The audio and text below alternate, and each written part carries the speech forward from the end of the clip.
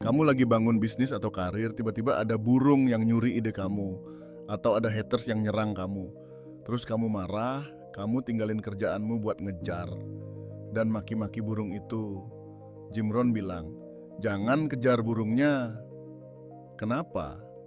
Karena kalau kamu sibuk ngejar burung, ladangmu nggak ada yang ngurus. Benihmu mati semua. Burung, masalah pencuri, itu bagian dari alam, pasti ada. Orang sukses itu membiarkan burung makan sedikit benihnya. Tapi dia fokus menanam sisa benihnya. Biarin orang nyinyir, biarin ide dicuri dikit, fokusmu adalah panen raya, bukan perang sama hama.